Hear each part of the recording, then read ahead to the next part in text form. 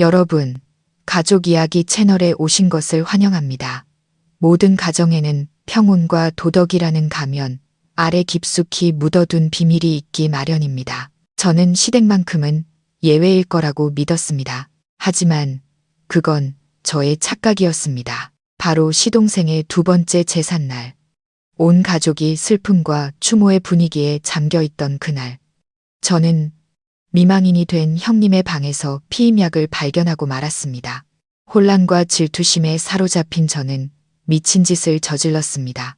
형님과 제 남편의 부정한 관계를 현장에서 덮치고 싶은 마음에 그 피임약을 강력한 흥분제로 몰래 바꿔치기 한 것입니다. 하지만 진실은 상상보다만 배는 더 끔찍했습니다. 그날 밤 자정, 형님의 방에서 처참한 비명이 울려 퍼졌고 신체 중요 부위가 부러져 응급실에 실려간 남자는 놀랍게도 제 시아버님이었습니다. 그 순간 저는 제가 찾던 악마가 가장 의심하지 않았던 사람이었다는 사실을 깨닫고 경악했습니다. 은은한 향냄새가 저희 시댁의 3층짜리 호화로운 집에 퍼져나갔습니다. 오늘은 남편의 형, 준서 아주버님의 두 번째 제삿날입니다.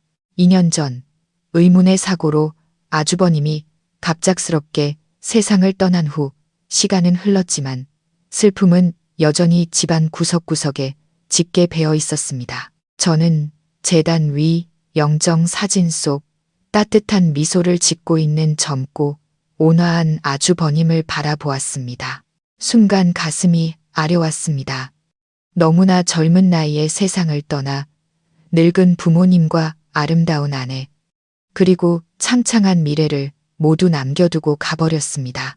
시어머님, 최 여사님은 아침부터 제단 옆에서 눈물을 훔치셨고 눈은 퉁퉁 부어 있었습니다. 시아버님, 박 회장님은 장의자에 말없이 앉아 계셨습니다. 본래도 엄격한 얼굴이 더욱 고통으로 일그러져 보였습니다. 아버님은 연신 담배를 피워 물며 텅 빈 허공을 응시한 채 자신만의 세상에 깊이 잠겨 있었습니다.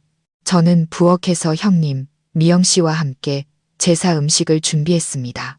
준서 아주버님의 아내인 미영 형님은 아름답고 상냥한 분이셨습니다. 아주버님이 돌아가신 후 거의 폐인이 되다시피 했지만 이내 굳건히 일어서서 아주버님을 대신해 시부모님을 모시는 책임을 다했습니다. 형님은 재혼하지 않고 남편을 위해 수절하며 살기로 결심했습니다. 그 효심과 정숙함에 친척들 모두가 칭찬을 아끼지 않았습니다. 저 또한 형님을 가엾게 여기면서도 깊이 존경했습니다. 묵묵히 나무를 묻히는 형님의 깡마른 등을 보며 안쓰러운 마음이 들었습니다. 형님, 이건 제가 할게요. 방에 올라가서 좀 쉬세요. 안색이 너무 안 좋으세요. 제가 말했습니다. 형님은 돌아보며 상냥하게 웃었지만 그 미소에는 슬픔과 어색함이 묻어났습니다. 괜찮아, 동서. 그 사람 제삿날인데 내 손으로 직접 다 준비하고 싶어서 그래. 남편 준호 씨도 분주하게 부엌을 오가며 일을 도왔습니다. 그는 모범적인 남편이자 형을 끔찍이 아끼는 동생이었습니다. 준서 아주버님이 돌아가신 후 남편은 형을 대신해 집안의 모든 중책을 짊어졌습니다. 그는 저와 아이뿐만 아니라 특히 형님을 살뜰히 챙겼습니다. 형님이 슬퍼할까, 부족한 것이 있을까 염려하며 크고 작은 일을 모두 나서서 처리해 주었습니다. 형수님, 물 끓어요. 제가 들게요. 무거워요. 남편은 서둘러 형님 손에서 뜨거운 주전자를 빼앗아 들었습니다. 형수님은 그냥 앉아서 쉬세요. 저랑 서윤 씨가 다 할 수 있어요. 남편의 그런 다정함에 제 마음은 늘 따뜻했습니다. 가족을 사랑하고 책임질 줄 아는 좋은 남편을 둔 것이 자랑스러웠습니다. 적어도 오늘 이전까지는 늘 그렇게 믿고 있었습니다. 제사를 마치고 손님들도 모두 돌아가자 집에는 가족들만 남았습니다. 형님이 피곤해 보여서 저는 방에 올라가 쉬라고 권했습니다. 방이 좀 어수선한데 제가 올라가서 정리 좀 도와드릴까요? 제가 말하자 형님이 미안해하며 말했습니다. 아냐, 동서한테 미안하긴요. 우린 가족이잖아요. 저는 웃으며 2층에 있는 방, 아주버님과 형님의 신혼방으로 올라갔습니다. 아주버님이 돌아가신 후에도 형님은 마지막 온기와 추억이라도 붙잡으려는 듯 모든 것을 생전 그대로 두었습니다. 저는 이불을 개고 화장대를 닦으며 정리를 시작했습니다. 그러다 우연한 일이 벌어졌습니다. 침대 머리맡 탁자에 있는 꽃병을 잡으려다 실수로 작은 양철 약 상자를 건드리고 말았습니다. 상자가 바닥에 떨어지며 뚜껑이 열렸고 안에 있던 것들이 쏟아져 나왔습니다. 저는 급히 몸을 숙여 흩어진 타이레놀 몇 알과 비타민C 그리고 아주 익숙한 모양의 약 한 줄을 주었습니다. 그 약을 집어드는 순간 심장이 불규칙하게 뛰기 시작했습니다. 그것은 매일 복용하는 28알짜리 경구 피임약이었습니다. 저는 손에 든 약이 뜨거운 불덩이처럼 느껴져 그 자리에 얼어붙었습니다. 피임약이라니 왜 미영 형님 방에 이런 것이 있는 걸까? 남편과 사별한 지 2년이나 되었고 늘 정숙한 아내의 모습을 보였는데 그럼 이 약은 누구의 것이며 무슨 용도일까? 수만 가지 질문이 머릿속을 헤집었습니다. 단 한 번도 감히 상상해 본 적 없는 어두운 생각, 끔찍한 의심이 제 마음속에 피어오르며 남은 평온을 갉아먹기 시작했습니다. 문득 남편 준호 씨의 행동들이 떠올랐습니다. 형님에 대한 그의 관심이 정말 순수한 가족 간의 정이었을까? 아니면 그 이면에 다른 무언가가 있었던 걸까? 남편이 거래처 사람을 만나러 간다고 거짓말했던 날들. 하지만 우연히 형님 집 근처 카페에 그의 차가 세워져 있던 것을 봤던 기억이 떠올랐습니다. 부엌에서 두 사람이 소곤거리다가 제가 나타나자 입을 다물고 의미심장한 눈빛을 교환하던 순간들도 생각났습니다. 특히 형님을 바라보는 그의 눈빛은 때때로 시동생이 형수를 보는 눈빛이 아니었습니다. 거기에는 무언가 아주 이상한 것이 섞여 있었습니다. 애틋함, 너그러움, 그리고 아주 교묘하게 감춰진 소유욕 같은 것들. 아니야, 그럴 리가 없어. 저는 미친 생각을 떨쳐내려 애쓰며 고개를 저었습니다. 준호 씨는 나를 사랑해. 그는 좋은 남편이고 모범적인 아빠야. 미영 형님도 너무나 많은 고통을 겪은 존경스럽고 현숙한 분이야. 분명 뭔가 오해가 있을 거야. 어쩌면 이 약은 형님 친구가 깜빡 잊고 두고 간 것일 수도 있고 아니면 남편을 잃은 충격으로 생리불순이 와서 그걸 조절하려고 먹는 걸 수도 있어. 그래, 분명 그럴 거야. 저는 스스로를 안심시키고 제 믿음과 제가 애써 갖고 온 가정을 지키기 위해 가장 합리적인 이유를 찾아내려 애썼습니다. 하지만 심장은 여전히 미친 듯이 뛰었고 이성과 감정이 격렬하게 싸우고 있었습니다.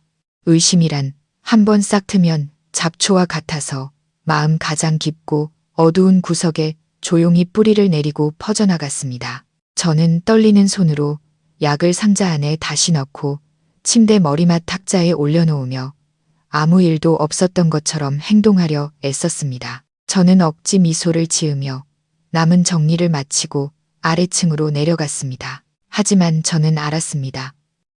이 순간부터 저는 더 이상 이전과 같은 순수한 눈으로 이 가족을 바라볼 수 없다는 것을.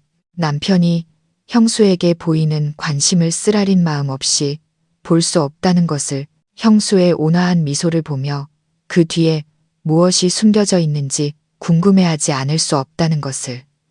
의심의 씨앗은 뿌려졌고 조용히 싹을 틔우기 시작했습니다. 언젠가 이 거짓된 평화의 껍질을 깨부술 그날을 기다리면서 저는 무슨 수를 써서라도 진실을 알아내야만 했습니다. 비틀거리며 계단을 내려오면서 저는 최대한 평온한 표정을 유지하려 애썼습니다. 양철 상자는 침대 머리맡 탁자 위에 단정히 놓여 있고 약도 그 안에 조용히 담겨 있었지만 제 마음은 더 이상 평온할 수 없었습니다.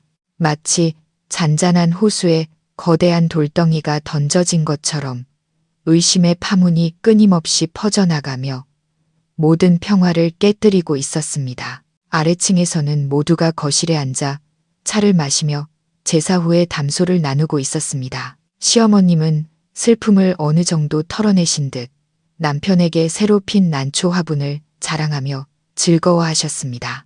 미영 형님도 내려와 소파 한쪽에 조용히 앉아 있었습니다. 얼굴에는 여전히 슬픔이 깃들어 있었지만 조금은 생기가 돌아 보였습니다. 그리고 제 남편 준호 씨, 그는 거기에 앉아 이따금 형님에게 떡 한 조각을 집어주며 기운 내서 더 먹으라고 챙기고 있었습니다. 형수님, 요즘 너무 마르셨어요. 많이 드셔야죠. 하늘에 있는 형이 보면 마음 아파할 거예요. 어제 들었다면 마음이 참 따뜻해졌을 다정한 말이었습니다. 미망인이 된 형수를 챙기는 자상한 남편이 자랑스러웠을 겁니다. 하지만 지금 그의 말 한마디 한마디는 귀에 거슬리는 가시처럼 느껴졌습니다. 저는 형님의 어깨를 다독이는 남편의 손을 보았습니다. 단순한 위로의 행동이었겠지만 지금 제 눈에는 의미심장한 스킨십으로 보였습니다. 고마워하는 형님의 미소 또한 더 이상 온화하게 보이지 않았고 마치 죄스러운 비밀을 감추고 있는 것처럼 느껴졌습니다. 내가 미친 걸까? 아니면 근거 없는 질투심에 눈이 먼 걸까? 저는 헛된 생각을 떨쳐내려 애쓰며 제가 너무 과민하다고 스스로를 다독였습니다. 저는 미소를 지으며 안으로 들어갔습니다. 형님, 몸은 좀 괜찮으세요? 남편과 형님 모두 깜짝 놀라 돌아보았고 그들의 눈에는 방황한 기색이 스쳤다가 금세 사라졌습니다. 아, 응, 괜찮아졌어. 고마워, 동서. 형님이 약간 어색한 목소리로 대답했습니다. 준호 씨도 서둘러 손을 떼고 저를 향해 돌아섰지만 미소는 어딘가 부자연스러웠습니다. 정리 다 했어? 피곤해 보이는데 먼저 방에 올라가서 쉬지 그래. 그는 저를 걱정했지만 왜 저는 그가 저를 쫓아내고 형님과 단둘이 있고 싶어 하는 것처럼 느껴졌을까요? 아니야. 이 근거 없는 의심이 우리 가정을 파괴하게 둘 순 없어. 저는 고개를 저으며 남편 옆에 앉아 아무렇지 않은 척했습니다. 하지만 그럴 수 없었습니다.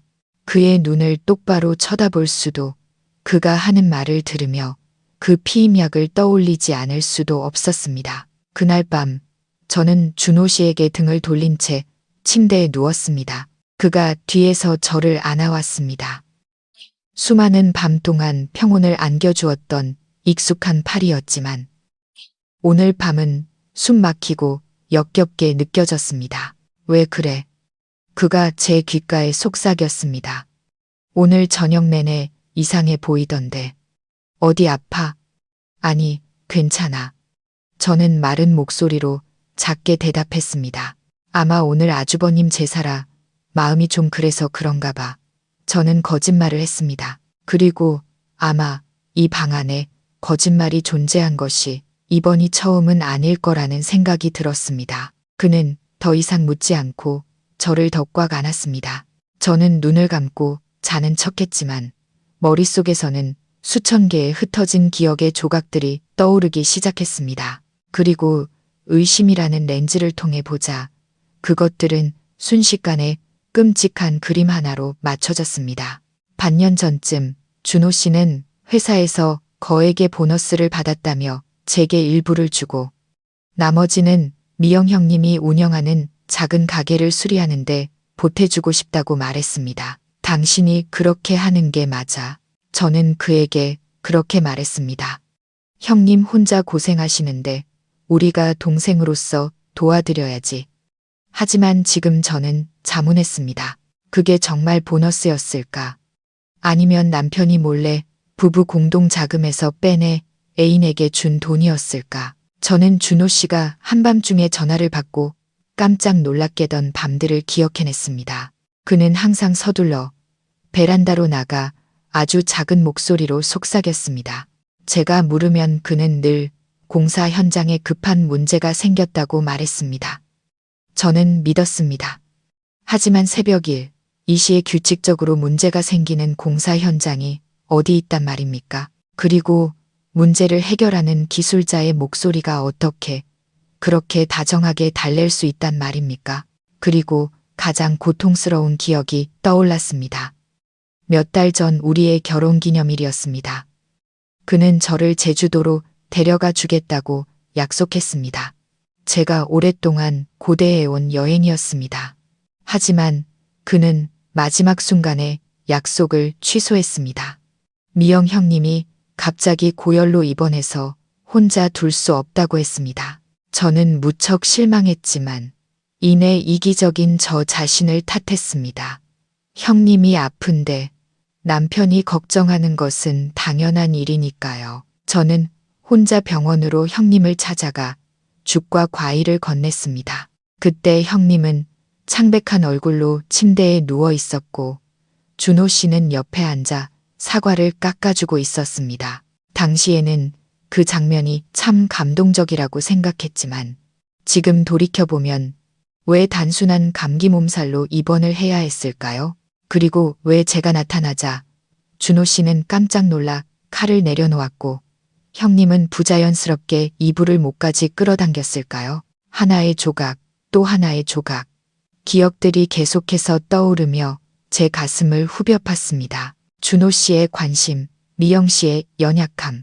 모든 것이 이제는 의심스러워졌습니다. 저는 지난 2년 동안 그들의 연극 속에서 노란한 바보, 꼭두각시가 된 기분이었습니다. 저는 남편과 아이를 위해 헌신하는 아내였고 제 남편은 등 뒤에서 다른 여자를 정성껏 돌보고 있었습니다. 온 가족이 정숙하고 현명하다고 칭송하는 바로 그 여자를 말입니다.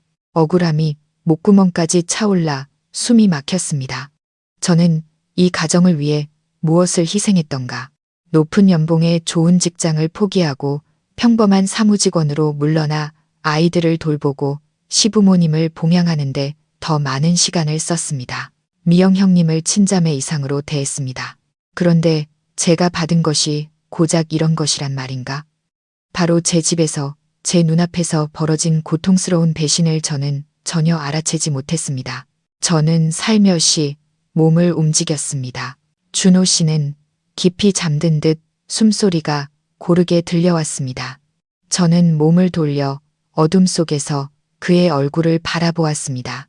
제가 사랑하고 믿었던 얼굴이었지만 이제는 낯설고 역겨운 거짓됨만이 느껴졌습니다. 안 돼. 더 이상 이 고통 속에서 살 수 없어. 매일 그들의 연극을 지켜보며 아무 일 없는 척할 수는 없어. 나는 증거가 필요해. 그들의 얼굴에 던져줄 부인할 수 없는 증거 말이야. 가면이 벗겨졌을 때 그들의 진짜 얼굴을 보고 싶어. 거짓과 죄의 한계가 대체 어디까지인지 알고 싶어. 질투와 배신감은 저를 다른 사람으로 만들었습니다. 온순한 아내를 상처 입은 짐승으로 바꾸어 자신의 영역을 지키고 적의 정체를 밝히기 위해 무슨 짓이든 할 준비가 되게 했습니다. 그날 밤 저는 뜬 눈으로 밤을 새웠습니다. 의심의 조각들이 머릿속에서 계속 맴돌며 단 한순간도 편히 쉬게 두지 않았습니다. 눈을 감을 때마다 피임약의 이미지가 떠올라 저를 괴롭혔습니다. 저는 그들에게 변명할 이유를 찾아주려 애썼지만 노력할수록 불합리함만 더욱 명확해졌습니다. 남편을 여의고 수절하는 미망인이 왜 매일 피임약을 필요로 할까? 생리 주기를 조절하기 위해서라면 왜 다른 평범한 약들과 함께 양철 상자 속에 깊숙이 숨겨둬야 했을까? 모든 논리는 단 하나의 방향을 가리키고 있었습니다. 제가 믿고 싶지 않지만 생각하지 않을 수 없는 그 방향을.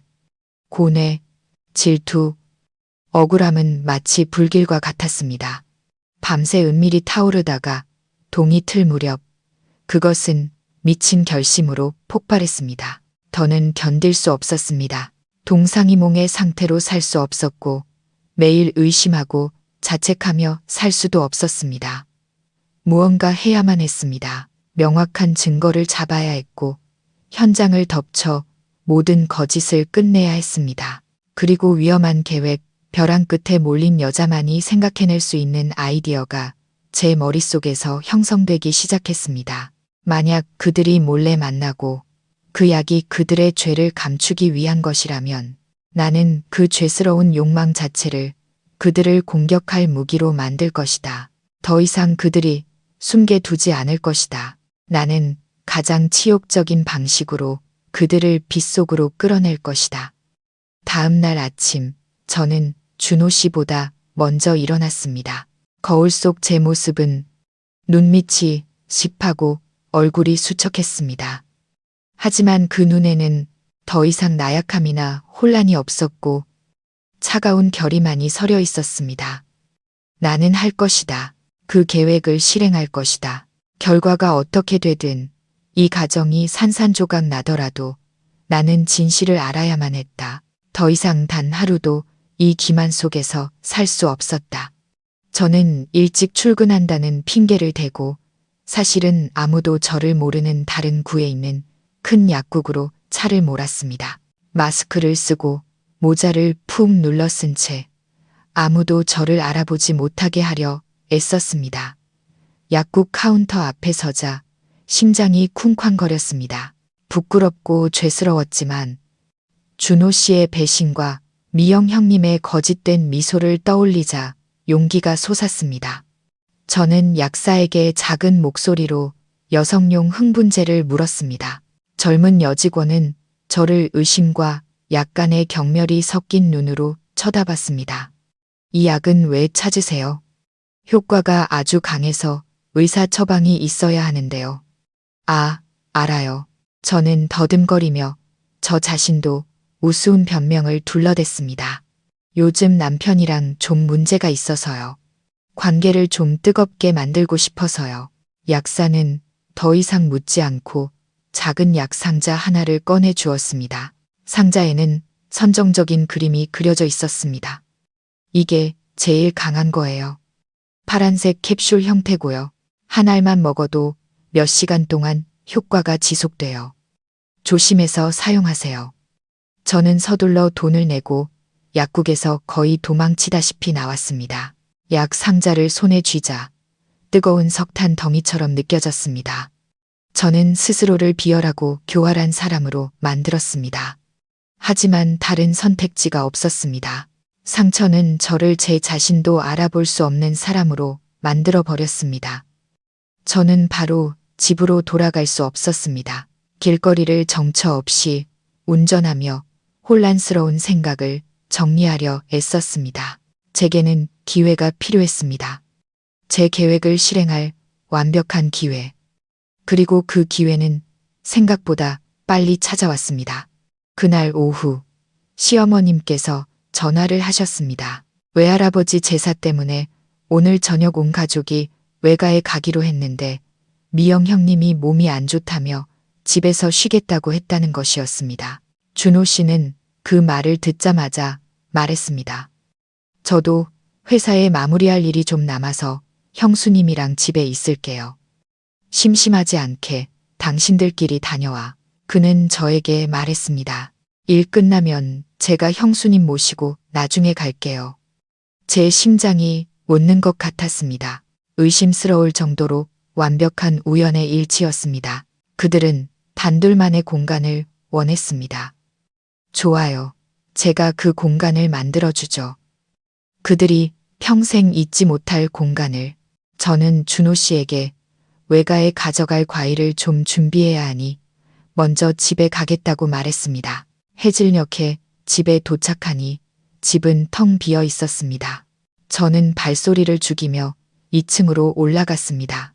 심장이 가슴속에서 미친 듯이 뛰었습니다. 들킬까봐 두려웠지만 진실을 알고 싶은 욕망이 두려움보다 더 컸습니다. 저는 조심스럽게 미영 형님의 방문을 열었습니다. 방은 비어 있었습니다.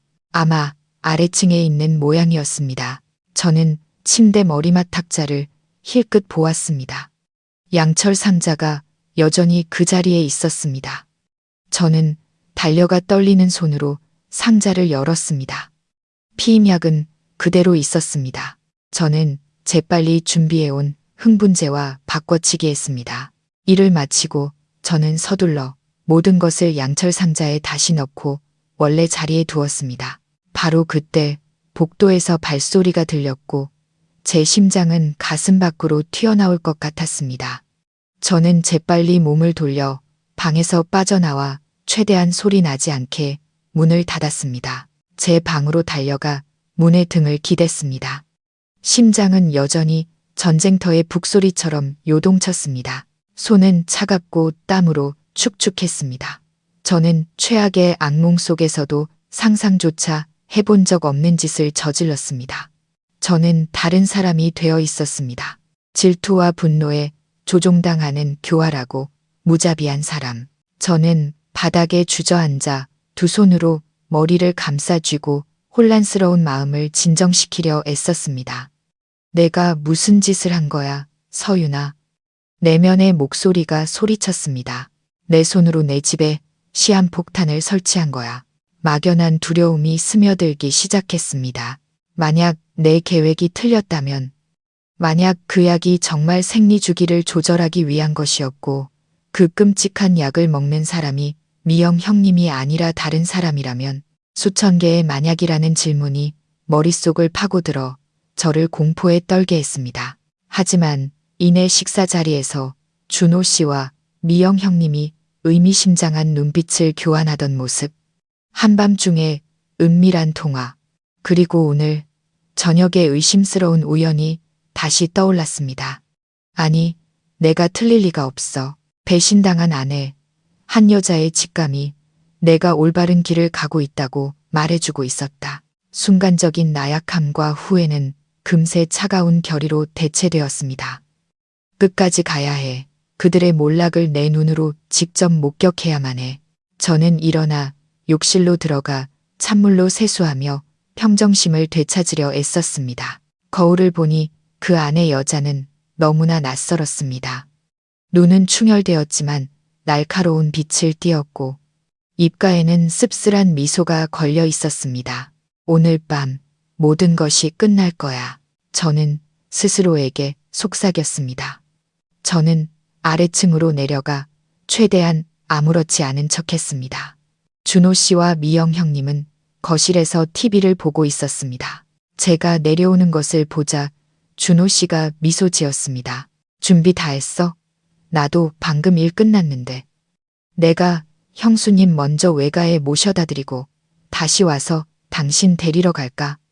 또다시 서투른 거짓말이었습니다. 무슨 일이 그렇게 빨리 끝날 수 있단 말인가? 그는 그저 미영 형님과 단둘이 갈 핑계를 만들고 있을 뿐이었습니다. 저는 고개를 저으며 억지 미소를 지었습니다. 아니, 그럴 필요 없어요. 나도 준비 다 됐으니까 같이 가요. 오랜만에 온 가족이 함께 외출하는 건데 좋잖아요. 제 말에 준호 씨와 미영 형님은 순간 멈칫했습니다. 아마 그들은 은밀한 저녁을 계획했고 제 존재가 그것을 망쳐버린 것이겠죠. 하지만 그렇게 합리적인 이유를 거절할 수는 없었을 겁니다. 그날 저녁 외가에서의 시간은 형언할 수 없을 정도로 어색한 분위기 속에서 흘러갔습니다.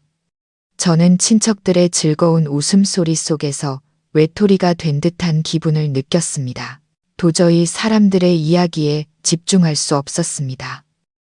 저는 그저 밤이 깊어지기를, 제 연극에 막이 내리기를 카운트다운하고 있을 뿐이었습니다. 준호 씨도 제 이상한 낌새를 눈치챈 듯 했습니다. 그는 이따금 제게 다가와 귓속말로 속삭였습니다. 왜 그래? 아직도 피곤해? 저는 그저 고개를 저으며 머리가 좀 아프다고 말했습니다. 저는 의도적으로 그와 거리를 두었고 그의 다정한 행동을 거부했습니다. 그가 불안해지기를 바랐습니다. 그리고 예상대로 그는 계속해서 저를 의심스러운 눈초리로 쳐다봤습니다. 밤 9시가 넘어 저희는 집으로 돌아가겠다고 했습니다. 돌아오는 차 안에서는 아무도 말을 하지 않았습니다. 차 안의 침묵은 수천 마디의 말다툼보다 더 숨막혔습니다. 집에 도착하자마자 미영 형님은 피곤하다며 먼저 방으로 올라가겠다고 했습니다. 저는 계단을 오르는 그녀의 뒷모습을 보며 심장이 조여왔습니다. 이제 곧 약을 먹겠지. 준호 씨는 제게 무언가 말하려다 그만두었습니다. 그는 그저 한숨을 한 번 내쉬고 우리 방으로 들어갔습니다. 당신도 일찍 쉬어. 그가 소리쳤습니다. 저는 고개를 끄덕였지만 바로 방으로 올라가지 않았습니다. 거실에 앉아 있었습니다. 창문으로 희미하게 들어오는 가로등 불빛만이 어둠을 밝히고 있었습니다. 저는 그곳에 앉아 기다렸습니다. 무엇을 기다리는지 저도 몰랐습니다. 어쩌면 제 방문이 살며시 열리고 준호 씨의 그림자가 미영 형님의 방으로 향하는 것을 기다렸는지도 모릅니다. 저는 그 치욕스러운 순간을 녹화해 내일 아침 그의 얼굴에 던져줄 준비를 하고 있었습니다. 시간은 무겁고 느리게 흘러갔습니다. 벽시계의 매초침 소리가 팽팽한 제 가슴을 망치로 두드리는 것 같았습니다. 10시, 11시, 모든 것이 쥐 죽은 듯 조용했습니다. 무서울 정도로 고요했습니다. 어쩌면 내가 정말 틀렸던 걸까? 이 모든 것이 내 상상이었을까? 어쩌면 그 약이 제가 후회와 두려움을 느끼기 시작할 바로 그때 정적을 깨는 소리가 들렸습니다. 날카로운 비명, 한 남자의 고통과 공포에 찬 비명 소리였습니다. 그리고 가장 끔찍한 것은 그 비명이 바로 제 형님, 미영 씨의 방에서 또렷하게 울려 퍼졌다는 사실입니다. 비명은 고요한 밤을 찢었습니다. 쾌락의 외침이 아닌 극심한 고통의 비명이었습니다. 너무나 날카롭고 처절해서 저는 깜짝 놀라 온몸이 굳어버렸습니다. 심장이 씹는 것 같았습니다. 우리 부부의 침실 문이 벌컥 열렸습니다. 준호 씨가 팬티 바람으로 뛰쳐나왔습니다. 그의 얼굴은 잠이 덜 깬 채 경악으로 물들어 있었습니다. 무슨 일이야? 동시에 시부모님 방문도 열렸습니다. 시어머니가 겁에 질린 얼굴로 허둥지둥 뛰쳐나오셨습니다. 무슨 소리야? 누가 소리를 지르는 거야? 누가 먼저랄 것도 없이 우리 셋은 미영 형님의 방으로 미친 듯이 달려갔습니다. 가까워질수록 신음소리는 더욱 선명해졌습니다. 준호 씨는 망설임 없이 문을 박차고 들어갔고 아내 광경은 우리 모두를 그 자리에 얼어붙게 만들었습니다. 방은 마치 폭풍이 휩쓸고 간 것처럼 난장판이었습니다. 스탠드는 바닥에 내동댕이 쳐져 산산조각이 났고 화장대 의자도 뒤집혀 있었습니다. 미영 형님은 침대 구석에 웅크리고 앉아 있었습니다. 얇은 잠옷 하나만 걸친 채 머리는 산발이었고 얼굴은 공포로 하얗게 질려 있었습니다. 두 손으로 몸을 감싸 안고 벌벌 떨고 있었습니다. 그리고 바닥, 침대, 바로 옆에는 한 남자가 고통스럽게 몸부림치며 누워 있었습니다. 그 남자는 속옷 한 장만 입고 있었고 낯선 사람이 아니었습니다. 바로 제 시아버님, 박 회장님이었습니다. 아버지, 준호 씨가 믿을 수 없다는 듯 처절하게 외쳤습니다. 그는 달려가 박 회장님 옆에 무릎을 꿇었습니다. 아버지, 이게 어떻게 된 일이세요? 왜 이러세요? 시어머님은 문 앞에서 얼어붙은 채 두 손으로 입을 막고 있었습니다. 눈은 공포와 충격으로 크게 뜨여 있었습니다. 어머니는 비틀거리며 쓰러질 뻔했고 제가 달려가 부축하지 않았다면 넘어졌을 겁니다. 저 역시 경악하기는 마찬가지였습니다. 온몸이 차갑게 식었고 머릿속이 하얘졌습니다. 시아버님이 한밤중에 형님 방에서, 그것도 거의 알몸 상태로 있다니, 대체 이 집에서 무슨 해괴한 일이 벌어지고 있는 것인가? 박 회장님은 대답할 수 없었습니다. 그는 그저 아랫도리를 감싸쥔 채 고통으로 얼굴을 찡그리고 있었습니다. 이마에서는 땀이 비 오듯 쏟아졌습니다. 그의 신음소리는 점점 약해졌습니다. 빨리 구급차 불러. 준호 씨가 공포에 질려 갈라진 목소리로 소리쳤습니다. 저는 떨리는 손으로 휴대폰을 꺼내 119를 눌렀습니다. 손이 너무 떨려서 몇 번이나 잘못 눌렀습니다. 구급차를 기다리는 동안 방 안의 공기는 무겁게 가라앉았습니다. 들리는 것은 박 회장님의 신음소리, 시어머님의 소리 없는 울음, 그리고 준호 씨의 거친 숨소리뿐이었습니다. 아무도 서로를 쳐다보지 못했고 아무도 질문 하나 던지지 못했습니다. 특히 여전히 유령처럼 침대 위에 꼼짝 않고 앉아있는 미영 형님 쪽은 아무도 쳐다보지 못했습니다. 저는 그녀를 힐끗 보았습니다. 그 아름답고 온화하던 얼굴에는 이제 공포와 치욕만이 남아 있었습니다. 잠옷 단추 몇 개가 풀어져 속살이 언뜻 보였고 목에는 붉은 자국이 나 있었습니다. 순간 소름이 돋았습니다. 저는 이해하기 시작했습니다. 제가 바꿔치기 한 그 흥분제, 그것이 효과를 발휘한 것입니다. 하지만 준호 씨가 아닌 시아버님에게 남편을 잡기 위해 제가 설치한 덫이 상상했던 것보다 훨씬 더 끔찍하고 추악한 진실을 드러내고 만 것이었습니다. 마침내 구급차가 도착했습니다. 사이렌 소리가 동네의 정적을 날카롭게 갈랐습니다. 구급대원들이 서둘러 박 회장님을 들 것에 실었습니다. 그는 여전히 극심한 고통에 시달리고 있었습니다. 준호 씨와 저는 서둘러 구급차를 따라 병원으로 향했습니다. 시어머님은 너무 큰 충격으로 기절하셔서 어쩔 수 없이 미영 형님에게 맡기고 와야 했습니다. 흔들리는 구급차 안에서 저는 들것 위에서 신음하는 시아버님을 바라보는 준호 씨 옆에 앉아 있었습니다. 제 마음은 역겨움, 두려움, 그리고 약간의 죄책감이 뒤섞여 혼란스러웠습니다. 제가 이 일을 일으켰습니다. 의도하지는 않았지만 이 폭탄의 도화선에 불을 붙인 것은 바로 저였습니다. 응급실에서 의사들이 기초 검사를 마친 후 나이든 의사 한 분이 곤란한 표정으로 나왔습니다. 그는 준호 씨와 저를 구석으로 불렀습니다. 아버님 상태가 좀 복잡합니다. 그가 말했습니다. 하복부에 심각한 외상을 입으셨습니다. 구체적으로 말하면 음경이 골절되었습니다. 골절이요? 준호 씨가 하얗게 질린 얼굴로 더듬거렸습니다. 의사는 고개를 끄덕였습니다. 네, 드문 부상이지만 보통 과격하거나 잘못된 자세의 성관계 중에 발생합니다. 즉시 수술을 진행해야 하지만 영구적인 후유증이 남을 수 있으니 가족분들은 마음의 준비를 하셔야 합니다.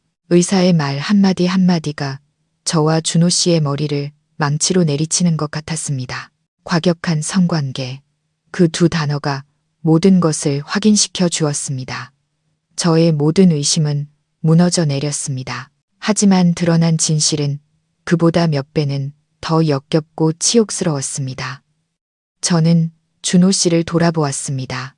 그는 멍하니 서서 병원의 하얀 벽을 넉나간 눈으로 바라보고 있었습니다. 저뿐만 아니라 그의 세상도 방금 산산조각 났다는 것을 알 수 있었습니다. 음경이 골절되었습니다. 나이든 의사의 입에서 나온 그 세 단어는 전문적인 조심스러움을 담고 있었음에도 불구하고 텅 빈 병원 복도에 벼락처럼 울려 퍼졌습니다. 귀가 먹먹해졌습니다. 저는 뒤에 있는 차가운 벽에 손을 짚어야만 겨우 서 있을 수 있었습니다. 제 세상, 존경할 만하고 도덕적인 시댁이라는 믿음 위에 세워졌던 제 작은 세상이 방금 완전히 무너져 내렸습니다. 무너진 것이 아니라 수백 조각으로 폭발해 버려 다시는 되돌릴 수 없게 되었습니다. 저는 준호 씨를 힐끗 보았습니다. 그는 핏기 하나 없는 창백한 얼굴로 조각상처럼 굳어 있었습니다. 입술을 달싹이며 무언가 말하려 했지만 말이 되어 나오지 못했습니다. 병원의 차가운 형광등 불빛이 그의 얼굴을 비추며 공포와 혐오, 그리고 이름 붙일 수 없는 고통을 더욱 선명하게 드러냈습니다. 과격하거나 잘못된 자세의 성관계, 의사의 설명이 날카로운 면도날처럼 제 머릿속에서 계속 맴돌았습니다. 모든 것이 너무나 명백했습니다. 어젯밤 미영 형님의 방에 있던 남자는 바로 시아버님이었습니다. 그들의 관계는 미망인이 된 며느리를 향한 시아버지의 단순한 보살핌이 아니라 추악하고 죄스러운 근친상간이었습니다. 그리고 제가 바꿔치기 한 그 흥분제는 제 계획대로 준호 씨의 손에 들어가지 않았습니다. 그것은 박 회장님의 손에 들어갔습니다. 그 약은 상상조차 할 수 없었던 비극의 촉매제이자 기폭제가 되어버린 것입니다. 저는 여우를 잡으려고 덫을 놓았는데 우연히 사나운 호랑이를 잡은 꼴이었습니다. 지금 바로 수술 동의서에 서명해 주셔야 합니다. 의사가 죽음 같은 침묵을 깨고 재촉했습니다. 수술이 빠를수록 회복 가능성이 높습니다. 비록 후유증은 피하기 어렵겠지만요. 준호 씨는 그제야 몽롱한 상태에서 깨어난 듯 했습니다. 그는 비틀거리며 다가가 간호사가 건네는 펜을 떨리는 손으로 잡았습니다. 하지만 손이 너무 떨려서 자기 이름조차 제대로 쓰지 못했습니다. 삐뚤빼뚤하고 비틀린 글씨는 그의 심정과 똑같이 처참해 보였습니다. 저는 그를 바라보며 서 있었습니다. 제 마음은 혼란스러운 감정으로 가득 찼습니다. 더 이상 질투도 분노도 느껴지지 않았습니다. 오직 메스꺼울 정도의 혐오감과 막연한 두려움만이 남았습니다. 제가 대체 어떤 가정에서 그동안 살아온 것일까요? 도덕적이고 교양 있는 겉모습 뒤에는 어떤 끔찍한 비밀들이 숨겨져 있었던 걸까요? 박 회장님의 수술은 거의 3시간 동안 계속되었습니다.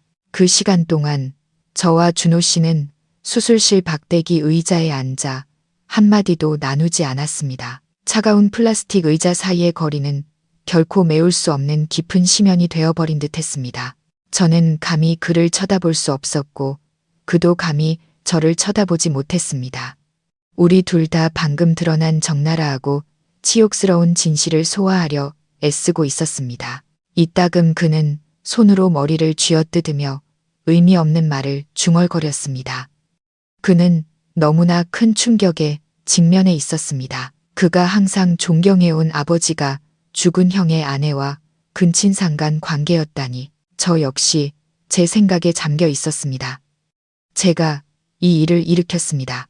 의도하지는 않았지만 만약 제가 약을 바꿔치기 하지 않았다면 이 비밀은 영원히 묻혔을지도 모릅니다. 저는 기만의 희생자인 동시에 비극을 초래한 가해자처럼 느껴졌습니다. 마침내 수술실 문이 열렸습니다. 의사가 마스크를 벗으며 나왔습니다. 그의 얼굴에는 피곤한 기색이 역력했습니다. 수술은 성공적으로 끝났습니다. 그가 말했습니다. 해면체를 봉합하기 위해 최선을 다했습니다. 환자는 위기를 넘겼지만 말씀드렸다시피 기능 회복 가능성은 매우 낮습니다. 육체적으로나 정신적으로 회복하는데 오랜 시간이 필요할 겁니다. 준호 씨는 넋나간 사람처럼 고개만 끄덕였습니다. 감사합니다, 의사 선생님.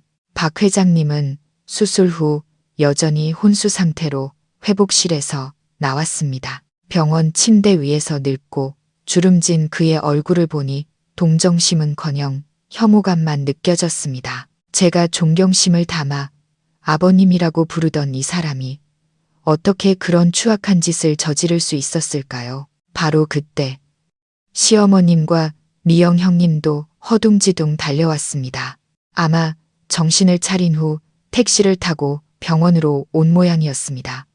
준호 씨를 보자마자 시어머님은 달려와 흐느끼기 시작했습니다. 아들아, 내 아버지는 어떠니? 괜찮은 거니? 준호 씨는 대답하지 않고 그저 돌처럼 굳어서 있었습니다. 어머니, 아버님은 위기 넘기셨어요. 제가 대신 나서서 말했습니다. 목소리가 쉬어 있었습니다. 의사 선생님이 경과를 지켜봐야 한다고 하셨어요. 시어머님은 안도의 한숨을 내쉬었습니다. 미영 형님은 뒤에 숨어서 있었습니다. 얼굴은 여전히 넋이 나가 있었고 눈은 퉁퉁 부어 있었습니다. 그녀는 감히 누구와도 눈을 마주치지 못했습니다. 갑자기 준호 씨가 고개를 번쩍 들었습니다. 그는 어머니의 얼굴을 똑바로 쳐다보며 제가 전혀 예상하지 못했던 말을 했습니다. 아버지, 욕실에서 넘어지셨어요. 욕조 모서리에 세게 부딪히셔서요. 둘러대는 거짓말이 거침없이 흘러나왔습니다. 비록 목소리는 여전히 떨렸지만 그는 은폐를 선택했습니다. 진실이 아무리 끔찍할지라도 그는 아버지와 가족의 명예를 지키고 싶었던 것입니다. 저는 준호 씨를 보며 아연실색했습니다. 한순간 저는 그가 진실을 말하고 함께 맞설 용기가 있기를 바랐습니다. 하지만 아니었습니다. 그는 더 쉬운 길, 덮어버리는 길을 택했습니다. 그리고 저는 알았습니다. 이 순간부터 저는 그들 가족의 치욕적인 비밀을 아는 유일한 외부인, 이방인이 되었다는 것을. 은폐의 연극이 체계적으로 시작되었습니다. 바로 다음 날 아침, 준호 씨는 모든 친척과 친구들에게 전화를 걸어 박 회장님이 사고로 입원했다고 알렸지만 그저 넘어졌다고만 막연하게 말하고 실제 상태에 대해서는 절대 언급하지 않았습니다. 그는 제게도 입조심하라고 신신당부했습니다. 서윤아, 당신이 충격받은 거 알아. 그가 드물게 나눈 단둘의 대화에서 말했습니다.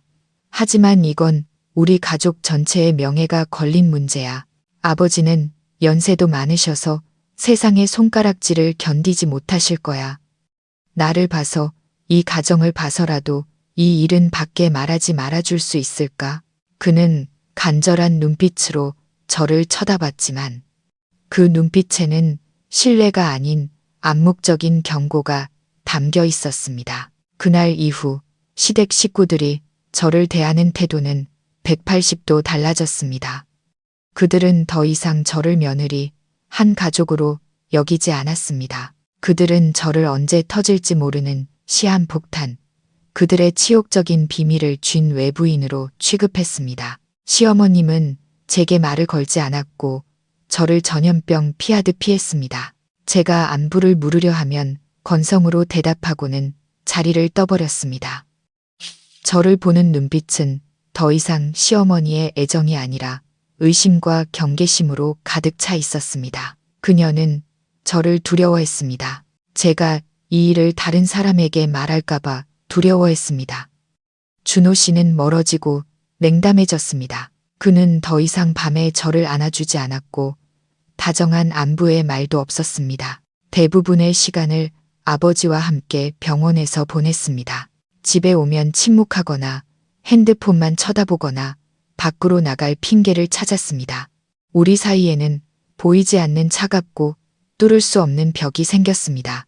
그는 저를 비난하지 않았지만 그의 침묵과 거리감은 수천 마디의 질책보다 더 무서웠습니다. 그는 저를 고립시키고 있었습니다. 이 이야기에서 저는 영원히 외부인일 뿐이라는 것을 스스로 깨닫게 하려는 듯 했습니다.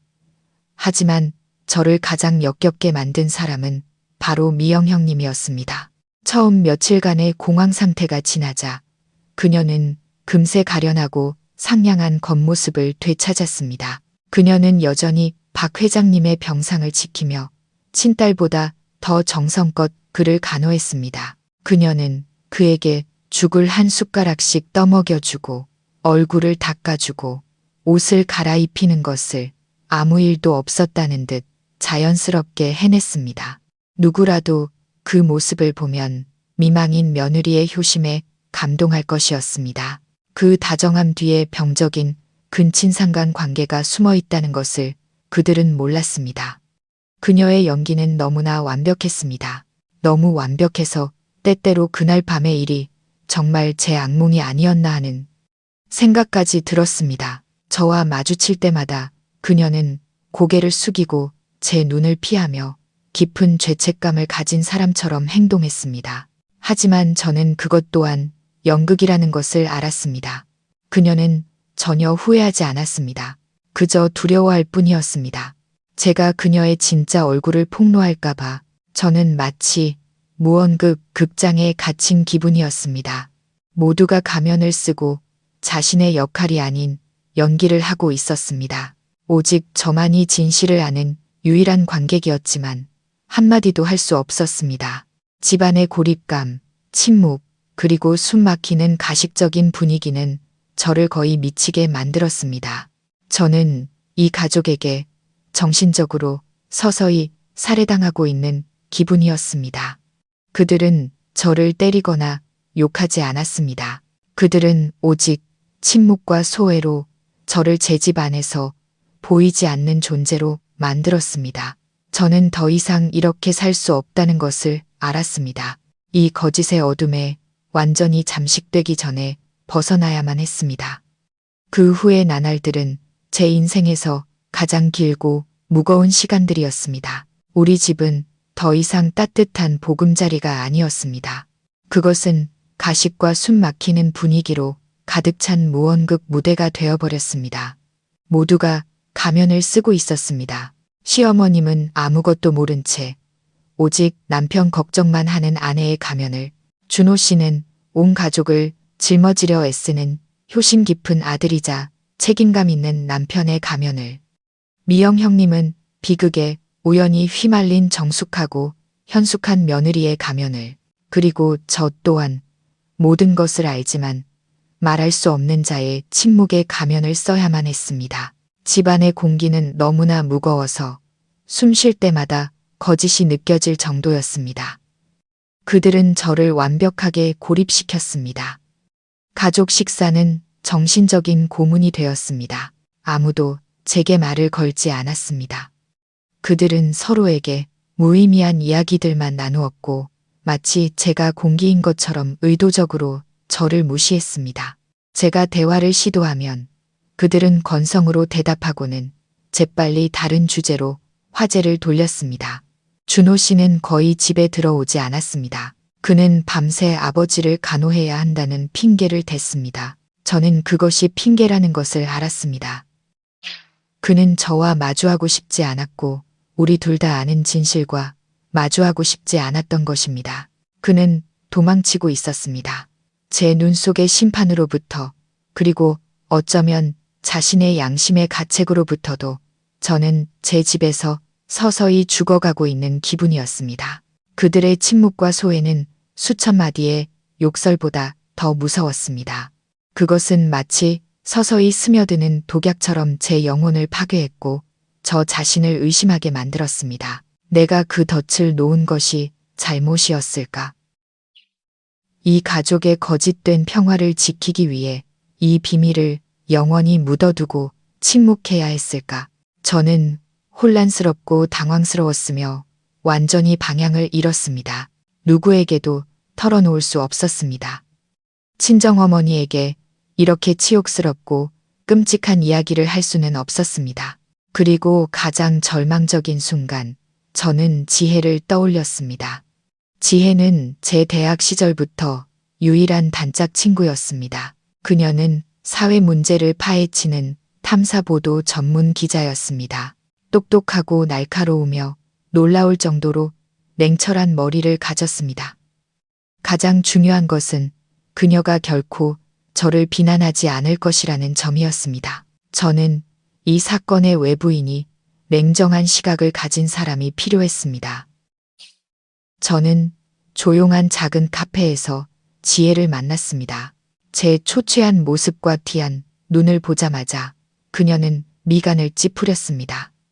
세상에, 서윤아, 너 무슨 일이야? 넋이 나간 사람 같아. 저는 더 이상 참을 수 없었습니다. 아이처럼 터져나오는 울음을 참지 못하고 흐느꼈습니다. 저는 그녀에게 모든 것을 털어놓았습니다. 피임약부터 제 미친 계획, 그 밤의 비명과 병원에서의 끔찍한 진실까지. 저는 부끄러움과 죄책감 속에서 이야기했습니다. 지혜는 아무런 비난 없이 조용히 들어주었습니다. 그녀는 제게 휴지를 건네며 제가 진정하기를 기다려 주었습니다.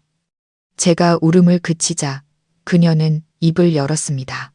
그녀의 목소리는 공허한 위로가 아닌 기자의 냉철한 분석이었습니다. 서윤아, 내 말 잘 들어. 넌 잘못 없어. 네가 약을 바꿔치기 한 행동은 충동적이었고 실수였을지 몰라. 하지만 그게 이 비극의 원인은 아니야. 그건 단지 내 집에서 오랫동안 은밀히 타오르던 불더미에 불을 붙인 성냥에 불과해. 알겠어? 잘못한 건 그들이고 넌 단지 그 잘못을 우연히 폭로한 사람일 뿐이야. 지혜의 말은 죄책감으로 불타던 제 영혼을 식혀주는 시원한 물줄기 같았습니다. 하지만 이해가 안 돼. 저는 여전히 떨리는 목소리로 말했습니다. 왜 하필 시아버님인 걸까? 예순이 넘으셨고 미영 형님은 며느리인데 어떻게 그런 끔찍한 짓을 저지를 수 있는 거지? 사람 속은 알 수 없는 거야, 서윤아. 지혜가 한숨을 쉬었습니다. 하지만 내 이야기 전체에서 아주 이상한 점이 하나 있어. 무슨 점? 준서 아주버님의 죽음.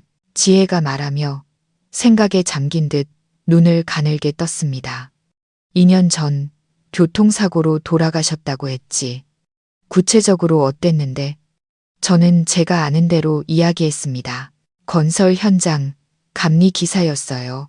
그날 외곽에 있는 공사 중인 현장을 점검하러 갔다가 높은 비계에서 발을 헛디뎌 떨어졌다고 들었어요.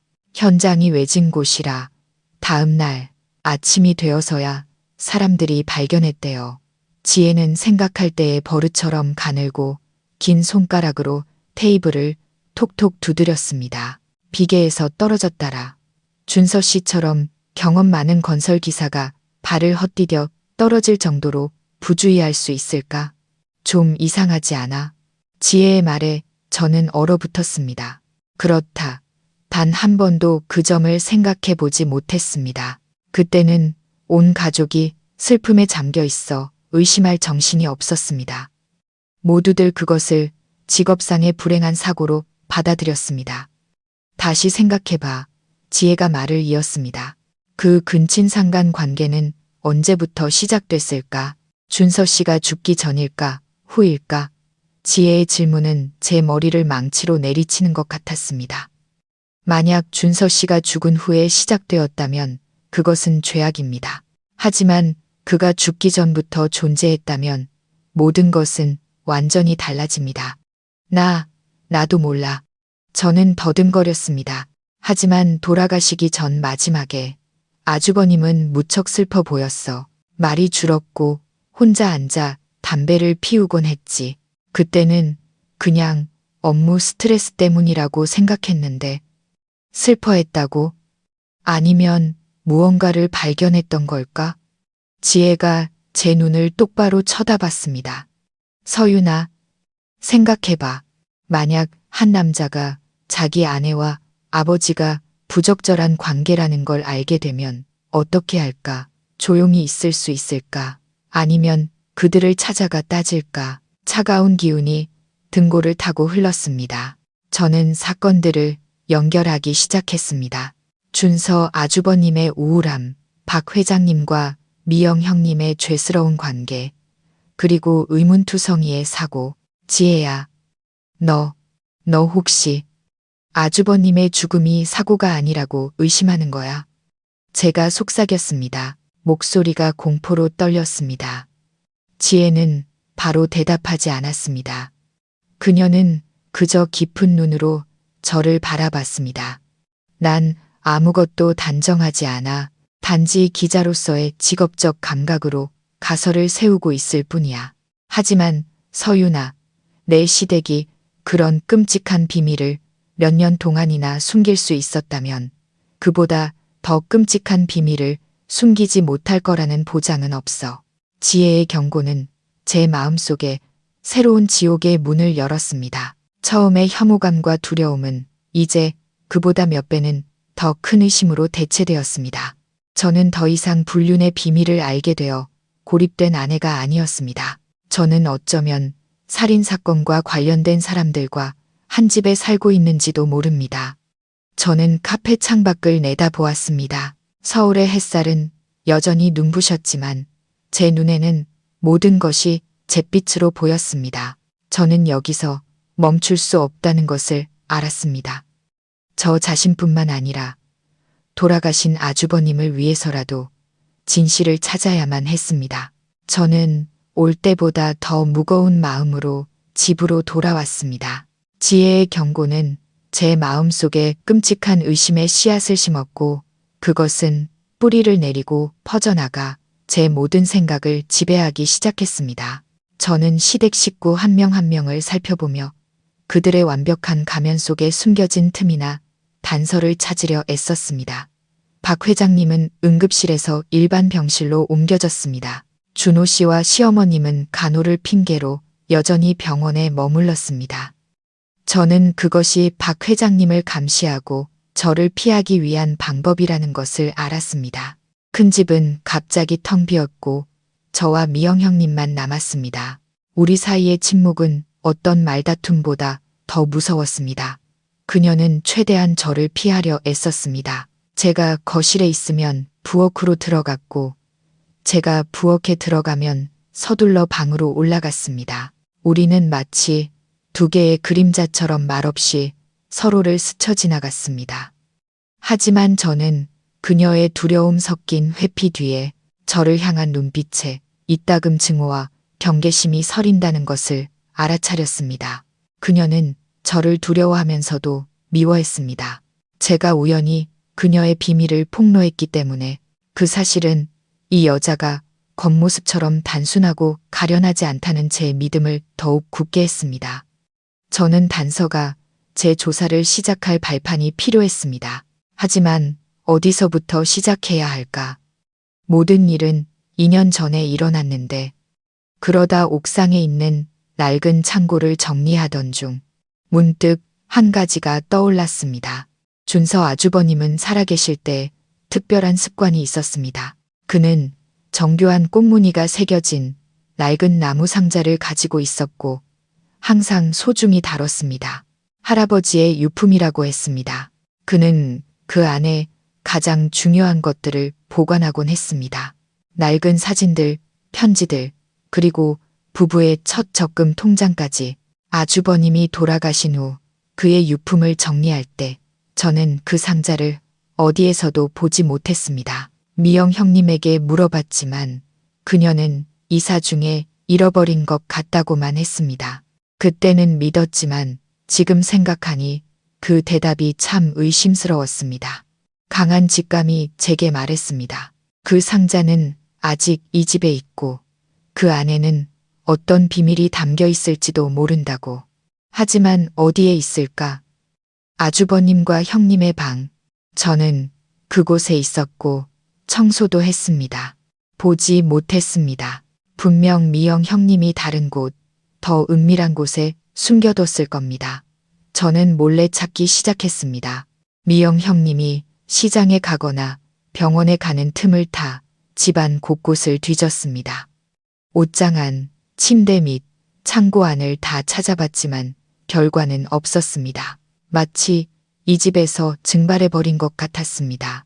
희망 없는 수색에 거의 포기할 뻔했습니다. 그러던 어느 날 정오, 마당에서 빨래를 널고 있는데 방 안에서 미영 형님이 통화하는 소리가 들렸습니다. 아주 작게 말했지만 살짝 열린 창틈으로 몇 마디가 끊어지듯 들려왔습니다. 어머니, 걱정 마세요. 제가 아주 잘 보관하고 있어요. 아무도 못 찾을 거예요. 네, 재단 위 장롱 꼭대기요. 거긴 제일 높고 신성한 곳이라 아무도 감히 건드리지 못할 거예요. 재단 위 장롱 꼭대기. 심장이 쿵쾅거렸습니다.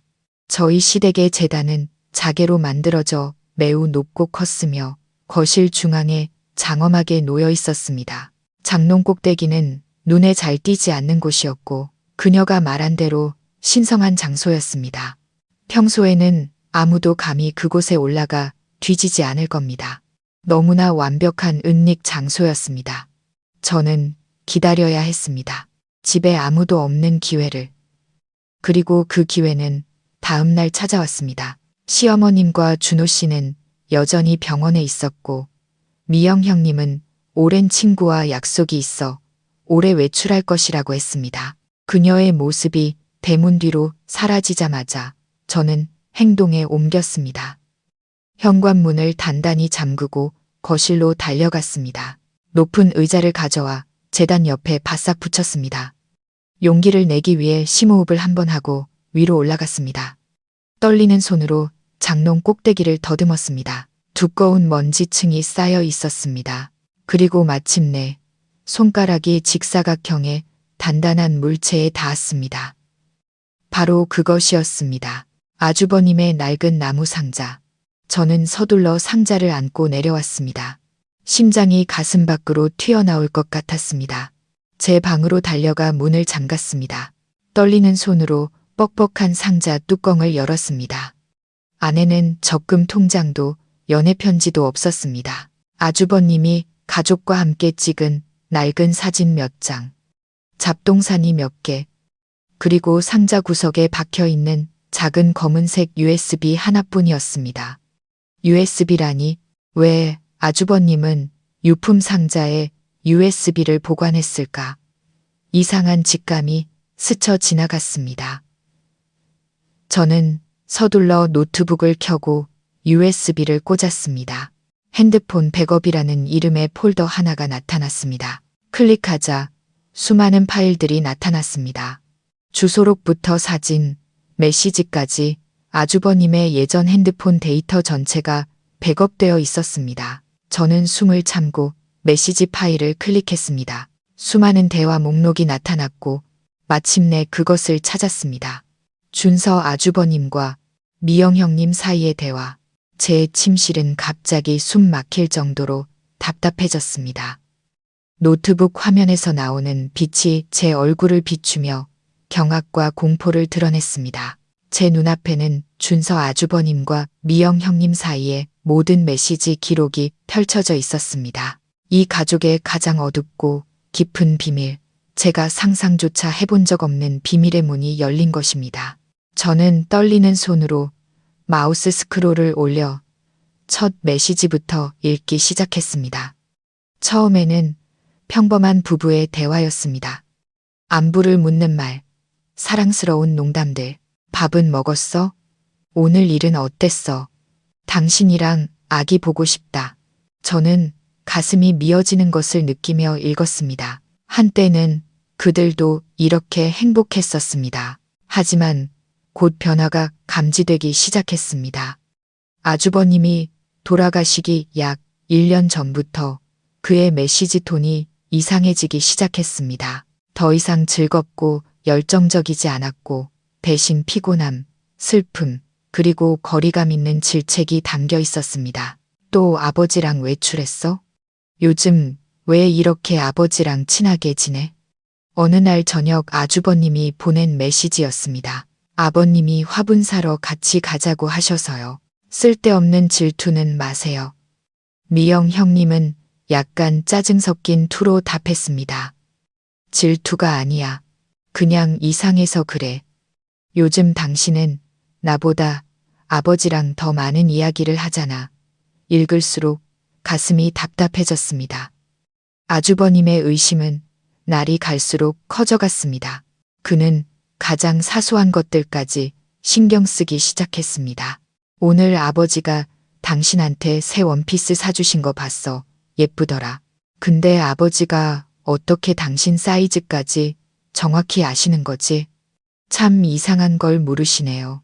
어머님이 알려주셨겠죠. 어머니는 일주일 내내 집 비우셨잖아.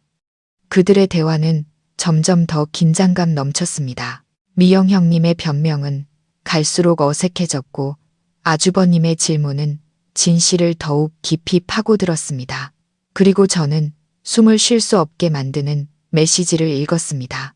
그가 돌아가시기 약 6개월 전에 보낸 것이었습니다. 미영아, 솔직하게 말해줘. 그 아이 정말 내 아이 맞아? 심장이 그는 것 같았습니다. 미영 형님이 임신했었던 것입니다. 하지만 저는 똑똑히 기억합니다. 아주버님이 돌아가신 후 그녀는 너무 큰 슬픔에 유산했습니다. 온 가족이 태어나지 못한 아이를 안타까워했습니다. 하지만 지금 이 메시지를 읽으니 또 다른 끔찍한 진실이 드러났습니다. 준서 씨, 미쳤어요? 어떻게 그런 말을 할 수 있어요? 우리 아이잖아요. 미영 형님은 몹시 화가 난 듯 답했습니다. 그래?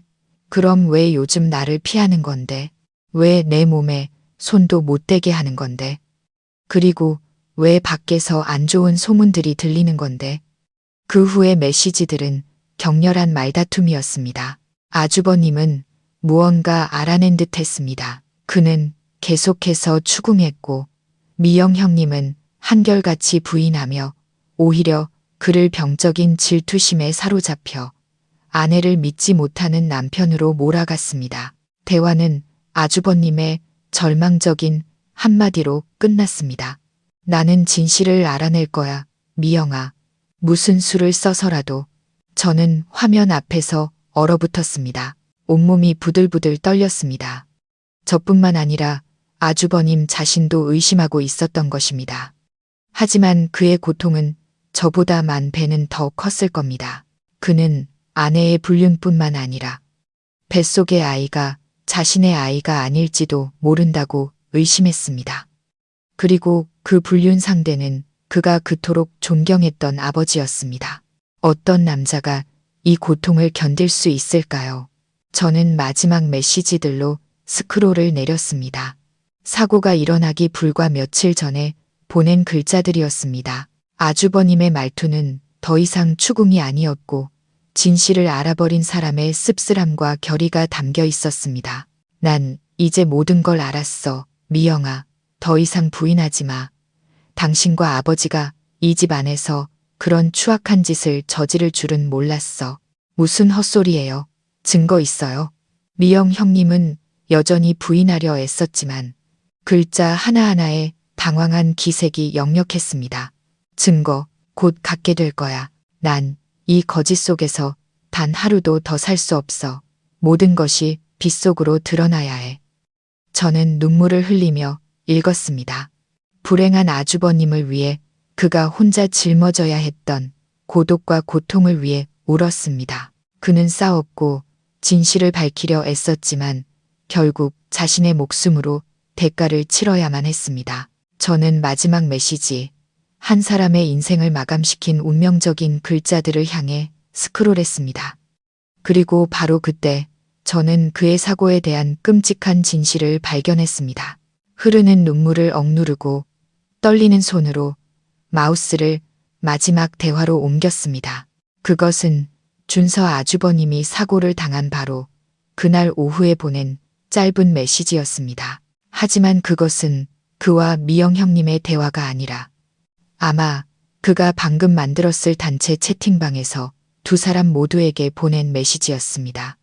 아버지, 미영 씨, 오늘 오후 5시 서쪽 신도시 폐건설 현장. 마지막으로 확실하게 이야기해야겠습니다. 두 분이 오지 않으면 어머니께 모든 사실을 말씀드리겠습니다. 짧지만 무게감 있는 글이었습니다. 더 이상 질문이 아닌 최후 통첩이었습니다. 준서 아주버님은 그들을 벼랑 끝으로 몰았습니다. 그는 아무도 없는 외딴 장소를 대화 장소로 택했습니다. 그리고 그곳은 나중에 그의 시신이 발견된 장소이기도 했습니다. 온몸이 차갑게 식었습니다. 모든 것이 너무나 명확했습니다. 준서 아주버님의 죽음은 결코 사고일 수 없었습니다. 그것은 이 운명적인 만남과 직접적인 관련이 있었습니다. 그곳에서 무슨 일이 있었던 걸까? 말다툼, 몸싸움, 아니면 완벽하게 조작된 살인사건. 저는 떨리는 손으로 USB의 모든 데이터를 제 컴퓨터에 복사한 후 USB를 안전한 곳에 잘 숨겼습니다. 이것은 더 이상 제 개인적인 문제가 아니었습니다. 이것은 범죄의 증거였습니다. 저는 방 안에 꼼짝 않고 앉아 있었습니다. 머릿속은 끔찍한 가설들로 혼란스러웠습니다. 준서 아주버님이 그토록 존경했던 아버지, 박 회장님은 아들에게 무슨 짓을 한 것일까? 평생을 함께할 아내, 미영 형님은 그 비극에서 어떤 역할을 했을까? 그리고 제 남편 준호 씨, 그는 이 일에 대해 무언가 알고 있었을까? 아니면 그 역시 아버지와 형수에게 속은 또 다른 희생자일까? 근친상간 관계의 진실이 밝혀진 후 준호 씨의 침묵이 문득 의심스러워졌습니다. 그는 형이 친아버지에게 배신당했다는 사실을 알았을 때 동생으로서 분노하거나 격분하지 않았습니다. 그는 오직 당황했고 어떻게든 덮으려고만 했습니다. 왜? 혹시 그가 이 일을 오래전부터 알고 있었던 것은 아닐까? 그의 침묵이 효심 때문이 아니라 그 역시 이 끔찍한 비밀의 일부였기 때문은 아닐까? 생각할수록 소름이 끼쳤습니다. 이 가족은 속부터 썩었을 뿐만 아니라 가짜 도덕의 껍질로 덮인 범죄의 소굴이었습니다. 저는 혼자 행동할 수 없다는 것을 알았습니다. 도움이 필요했습니다. 저는 즉시 지혜에게 전화했습니다. 저는 그녀에게 USB와 운명적인 메시지들에 대해 이야기했습니다. 다 듣고 난 후 전화기 너머의 지혜도 한동안 말이 없었습니다. 저는 그녀의 숨소리에서 충격을 느낄 수 있었습니다. 서윤아, 그녀가 말했습니다. 목소리가 어느 때보다 심각했습니다. 이건 더 이상 간단한 문제가 아니야. 이건 살인 사건일 수 있어. 너 정말 조심해야 해. 넌 지금 아주 위험한 사람들과 한 집에 살고 있는 거야. 알아. 제가 떨리는 목소리로 대답했습니다. 그럼 이제 어떻게 해야 해? 경찰에 신고할까? 아직 안 돼. 지혜가 바로 말했습니다. 우리가 가진 건 메시지뿐이야. 그건 간접적인 증거일 뿐. 그들을 살인죄로 기소하기에는 부족해. 그들은 그저 말다툼이었고 준서 씨의 죽음은 우연의 일치였다고 말할 수 있어. 넌 그들의 입에서 직접 나온 자백이 필요해. 하지만 어떻게? 저는 절망했습니다. 그렇게 교활한 사람들이 절대 스스로 죄를 인정하지 않을 거야. 방법이 있을 거야. 지혜의 목소리가 탐사보도 기자답게 단호해졌습니다. 지금 그들 중에서 가장 약한 사람이 누구지? 내 남편 준호야. 그는 지금 가장 공포와 혼란에 빠져 있을 거야. 아버지와 형수의 진실에 직면해야 하고 가족의 비밀을 숨겨야 한다는 걱정도 하고 있겠지. 그가 가장 약한 골이야. 우린 그를 공격해야 해. 약을 바꿔치기 했던 계획보다 더 대담하고 위험한 새로운 계획이 세워지기 시작했습니다. 넌 그와 직접 마주해야 할 거야, 서윤아. 지혜가 말했습니다. 넌 연기를 해야 해. 아주 실감나는 연기를. 넌 치명적인 비밀을 쥔 아내가 되어 침묵과 폭로라는 두 가지 선택지 사이에서 갈등하는 연기를 해야 해. 그가 유일하게 살 길은 너와 타협하는 것뿐이라고 믿게 만들어야 해. 저는 심호흡을 했습니다. 또다시 연기라니. 제 인생은 마치 거대한 무대가 되어버린 것 같았습니다. 제가 전혀 원하지 않는 역할을 계속해서 맡아야 하는. 하지만 저는 이것이 가장 중요하고 가장 위험하며 마지막 연기라는 것을 알았습니다. 더 이상 물러설 곳이 없었습니다. 진실을 위해, 돌아가신 아주버님을 위한 정의를 위해, 그리고 제 자신의 안전을 위해서라도 해야만 했습니다. 창밖을 보니 하늘이 잿빛으로 변하며 곧 폭풍우가 몰아칠 것을 예고하고 있었습니다. 그리고 저는 우리 집의 폭풍우도 곧 닥치리라는 것을 알았습니다. 밤이 깊어지며 추적추적 비가 내렸습니다. 빗방울이 창문을 두드리는 소리가 단조롭고 구슬프게 들렸습니다. 저는 방 안에 홀로 앉아 있었습니다. 희미한 노란 불빛 아래 벽에 비친 제 그림자는 외로워 보였습니다. 저는 지혜에게 준서 아주버님의 메시지 백업 파일 전체를 보냈습니다. 그녀는 밤새 그것을 분석하고 더 많은 허점을 찾아보겠다고 했습니다. 제게는 다른 임무, 훨씬 더 어렵고 위험한 임무가 있었습니다. 준호 씨와 마주하는 것. 저는 그가 병원에서 곧 돌아올 것을 알았고 제 연기를 위해 준비해야 했습니다. 저는 거울 속 제 모습을 다시 보았습니다. 눈 밑에 다크서클이 드러나도록 일부러 화장을 하지 않았습니다. 어두운 색의 편안한 실내복을 입었습니다. 저는 무너져 내리고 혼란스러워하면서도 내면의 결의를 품고 있는 아내의 이미지를 만들어야 했습니다.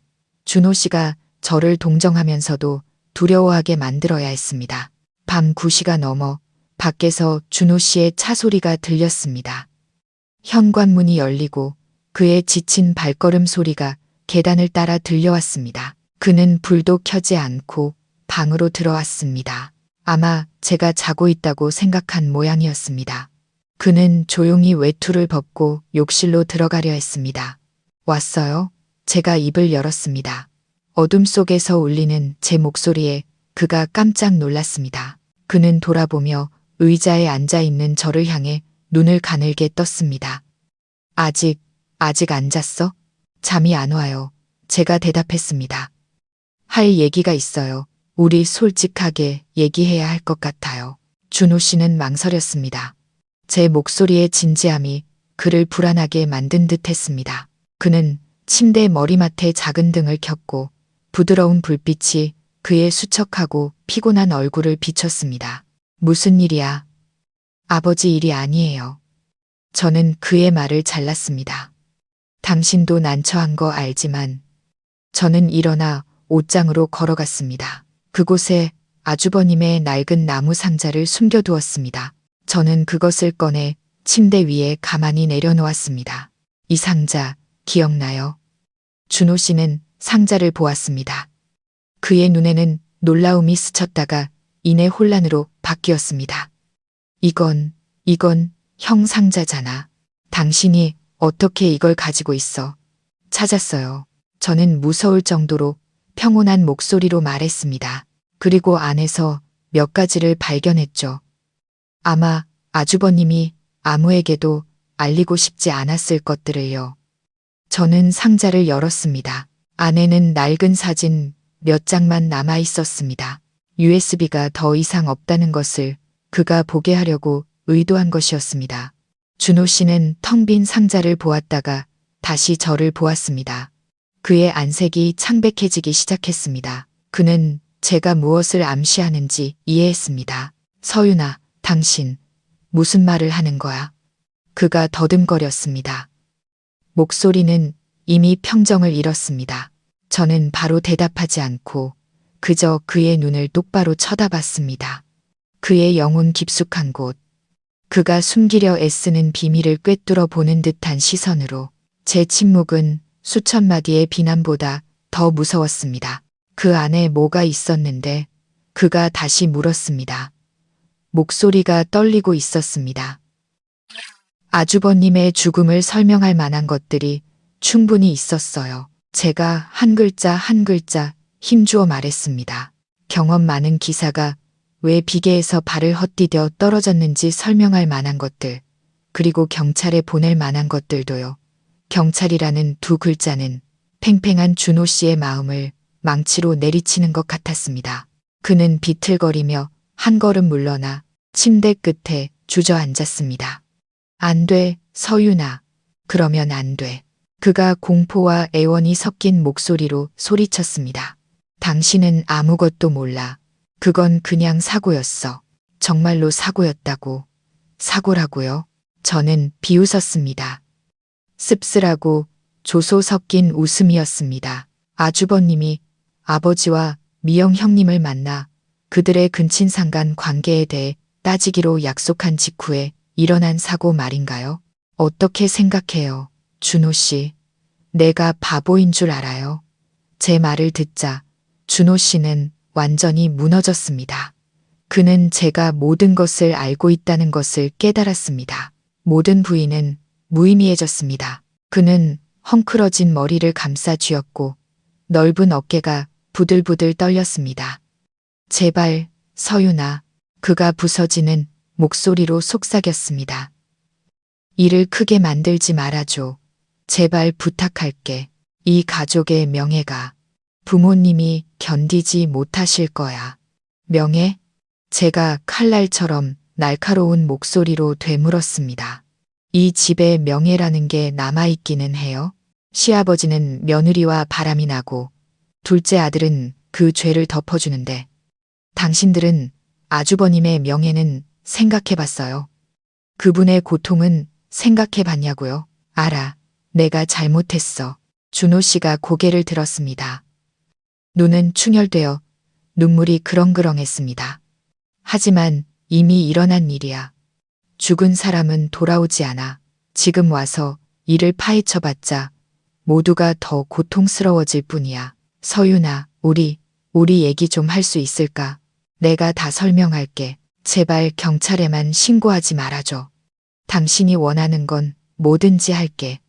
덫은 놓였고 물고기는 미끼를 물었습니다.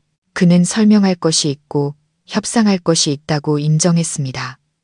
좋아요. 제가 마음속의 떨림을 감추려 애쓰며 차갑게 말했습니다. 이 집에서는 더 이상 얘기하고 싶지 않아요. 너무 숨 막혀요. 내일 아침 9시 길 끝에 있는 정원 카페에서 혼자 와요. 확실하게 얘기하죠. 그리고 명심해요. 준호 씨. 내 결정은 전적으로 당신의 솔직함에 달려 있을 거예요. 말을 마친 저는 베개를 들고 거실 소파로 나갔습니다. 준호 씨를 차가운 침실에 홀로 남겨두고 그가 공포와 어려운 선택에 직면하게 했습니다. 저는 오늘 밤 그 역시 잠 못 이루는 밤을 보낼 것이며 내일이 마지막 심판의 날이 될 것임을 알았습니다. 다음 날 아침 저는 정원 카페에 아주 일찍 도착했습니다. 무성한 부겐빌레아 덩굴로 가려진 가장 구석진 자리를 골랐습니다. 지혜는 저보다 먼저 와 있었습니다. 그녀는 제 테이블이 아닌 멀지 않은 다른 테이블에 앉아 있었습니다. 평범한 손님인 척 책을 들고 있었지만 눈은 항상 경계하고 있었습니다. 제 테이블의 식탁보 아래에는 초소형 녹음기가 켜져 있었습니다. 마지막 연극을 위해 모든 것이 완벽하게 준비되었습니다. 정확히 9시 준호 씨가 도착했습니다. 그는 어젯밤보다 더 초췌해 보였습니다. 수염은 덥수룩했고 눈은 바랬으며 항상 단정하던 정장은 구겨져 있었습니다.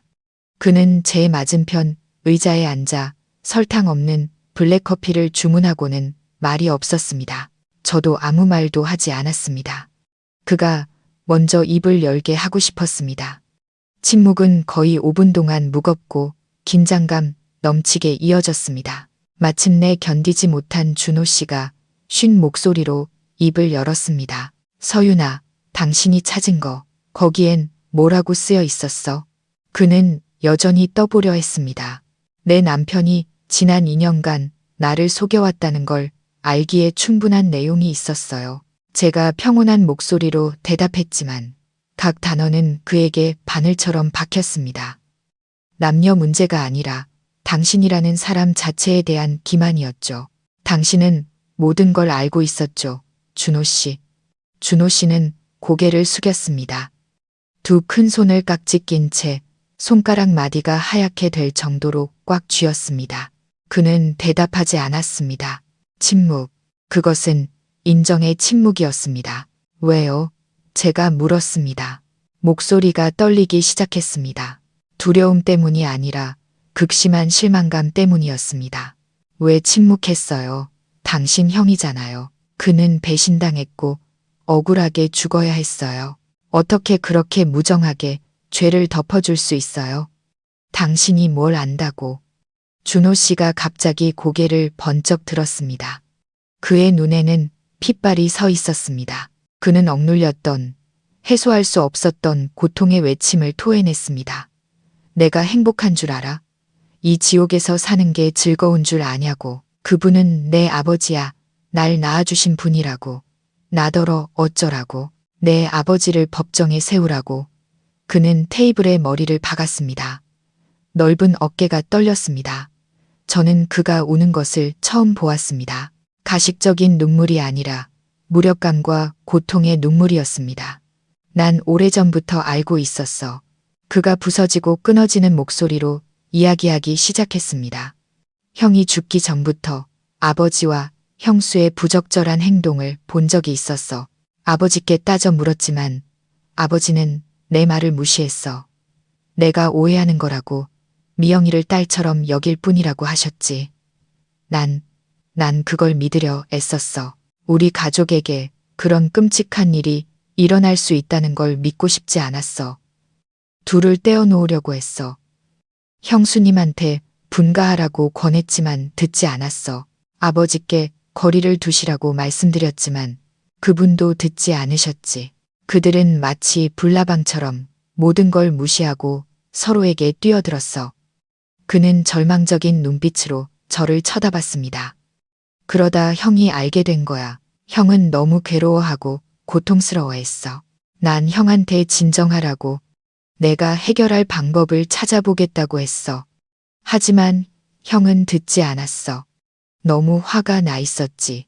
형은 그들을 공사 현장으로 불렀어. 그리고 거기서 무슨 일이 있었던 거죠? 제가 물었습니다. 심장이 조여왔습니다. 준호 씨는 끔찍한 광경을 떠올리기 싫은 듯 눈을 감았습니다. 일이 벌어졌을 때 난 거기 없었어. 형이 전화해서 공사 현장에 있다고 당장 오라고 했어. 불길한 예감이 들어서 서둘러 달려갔지. 내가 도착했을 때 그의 목소리가 갈라졌습니다. 내가 도착했을 때 형은 이미 바닥에 움직이지 않고 누워 있었어. 아버지는 넋이 나간 채 옆에 주저앉아 있었고 형수는 옆에서 무릎 꿇고 울고 있었어. 아버지는 그냥 말다툼이었다고 했어. 형이 너무 흥분해서 몸싸움을 하다가 발을 헛디뎌 떨어졌다고, 그냥 사고였다고 하셨어. 사고라고요? 제가 조소 섞인 목소리로 되물었습니다. 당신은 그게 사고라고 믿어요? 몰라. 준호 씨가 소리쳤습니다. 나도 뭘 믿어야 할지 모르겠어. 그때 난 너무 혼란스러웠어. 내가 아는 건 형이 죽었고 아버지가 감옥에 갈지도 모른다는 것뿐이었어. 이 가족은 산산조각 날 거야. 난 그런 일이 일어나게 둘 수 없었어. 내가 그들을 도왔어. 내가 노동재해로 위장된 가짜 현장을 만드는 걸 도왔어. 내 손으로 흔적을 지우고 모든 사람에게 거짓말을 했어. 마침내 자백이 나왔습니다. 뒤늦은 자백이었지만 그것은 제 모든 의심을 확인시켜 주었습니다. 준호 씨는 주범은 아니었지만 그는 공범이었고 범죄를 은폐하는데 손을 보탠 사람이었습니다. 그럼 그 돈은요? 제가 얼음처럼 차가운 목소리로 물었습니다.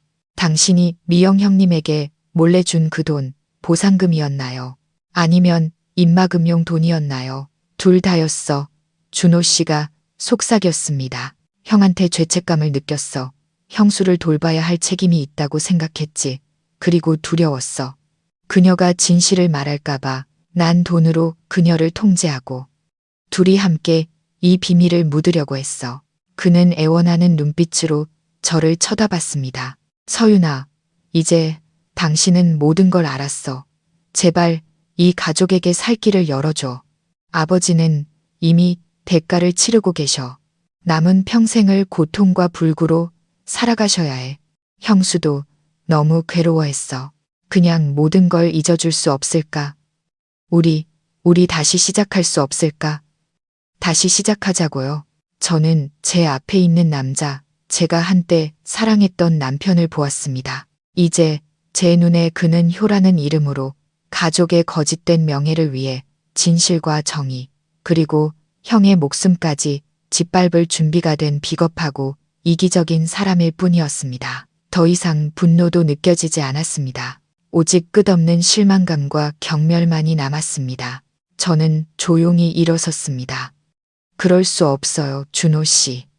제가 평온하지만 단호한 목소리로 말했습니다. 용서할 수 있는 일이 있고 용서할 수 없는 범죄가 있어요. 당신은 나에게 사과할 빚만 진 게 아니에요. 당신은 아주버님에게 목숨 하나를 빚졌어요. 말을 마친 저는 돌아서서 걸어갔습니다. 그를 홀로 남겨두고 그가 자신의 거짓말과 비겁함의 결과에 직면하게 했습니다. 저는 이 순간부터 우리의 결혼 생활이 정말로 끝났으며 마침내 정의가 실현될 것임을 알았습니다. 저는 카페를 떠났습니다. 절망에 빠진 남자를 뒤로 한 채 어젯밤 비가 온 뒤 서울의 하늘은 이상하리만치 맑았지만 제 마음은 무겁게 가라앉아 있었습니다. 준호 씨의 자백은 진실을 찾은 자의 안도감을 주지 않았습니다. 오히려 저를 더욱 고통스럽고 역겹게 만들었습니다. 저는 너무나 오랫동안 거짓의 고치 속에서 살아왔습니다. 그리고 그 고치가 찢어졌을 때 적나라한 진실은 저를 숨 막히게 했습니다. 저는 바로 집으로 가지 않았습니다. 지혜의 사무실로 갔습니다. 그녀는 이미 그곳에서 기다리고 있었습니다. 저는 많은 말이 필요 없었습니다. 그저 녹음기를 책상 위에 조용히 올려놓았습니다. 지혜는 대화 전체를 끈기 있게 들었습니다. 들을수록 그녀의 표정은 심각해졌습니다. 녹음이 끝나자 그녀는 한숨을 쉬었습니다. 역시 내 예상대로군. 거짓말로 덮인 가족 비극이야. 이제 어떡할 거야? 지혜야, 나도 모르겠어. 모든 게 너무 복잡해. 전혀 복잡하지 않아, 서윤아. 지혜의 목소리가 단호해졌습니다. 모든 건 너무나 명백해. 범죄는 처벌받아야 해. 이제 네가 결정할 일이야. 네가 정의를 실현할 사람이 될 것인지 아니면 속부터 썩어버린 가족을 지키기 위해 계속 침묵할 것인지. 지혜의 말은 제 안에 남은 마지막 망설임과 나약함을 망치로 내리치는 것 같았습니다. 그렇다. 더 이상 침묵할 수 없었다. 제 침묵은 아주버님의 영혼에 대한 죄악이자 제 자신의 양심에 대한 배신이 될 것입니다. 이제 뭘 해야 할지 알겠어. 제가 단호해진 목소리로 말했습니다. 하지만 내가 직접 나서지는 않을 거야. 이 비극에 대한 마지막 판결을 내릴 자격이 누구보다 더 있는 사람이 있어. 바로 시어머님이야. 어머님은 배신당한 아내이고 자식을 잃은 어머니야. 어머님은 진실을 알 자격이 있고 이 가족의 운명을 결정할 수 있는 유일한 분이시지. 그날 저녁, 저는 집으로 돌아왔습니다. 집안의 공기는 이전보다 더 숨 막혔습니다. 준호 씨는 돌아와 있었고 거실 구석에 웅크리고 앉아 누구와도 눈을 마주치지 못했습니다. 미영 형님은 짐을 싸고 있었습니다. 아버지를 간호하기 편하고 가족의 평화를 위해 밖으로 나가 살겠다고 했습니다. 저는 그것이 도망이라는 것을 알았습니다. 시어머님은 여전히 분주하게 저녁을 준비하고 계셨지만 얼굴에는 걱정의 주름이 더 깊게 패어 있었습니다. 그녀는 아직 아무것도 몰랐습니다. 결말을 모르는 유일한 관객으로서 연극 속에 살고 있었습니다. 저는 준호 씨와 미영 형님이 병원으로 떠날 때까지 기다렸습니다. 텅 빈 부엌에 저와 시어머님 단둘만 남았습니다. 저는 심호흡을 하고 어머님 곁으로 다가갔습니다. 어머니, 드릴 말씀이 있어요. 어머님이 고개를 들었습니다. 피곤한 눈빛이었습니다. 무슨 일이니? 준호 일이니? 요즘 너희 부부 사이에 문제 있는 거 안다. 진정하고 천천히 해결하렴. 저희 부부 일이 아니에요. 어머니, 제 목소리가 떨렸습니다. 아버님과 아주버님, 그리고 형님에 관한 일이에요. 제가 그들의 이름을 언급하자 시어머님의 표정이 미세하게 변했습니다. 그녀는 칼을 내려놓고 저를 향해 완전히 몸을 돌렸습니다. 저는 어디서부터 시작해야 할지 몰랐습니다. 저는 그저 조용히 핸드폰을 열어 테이블 위에 올려놓았습니다.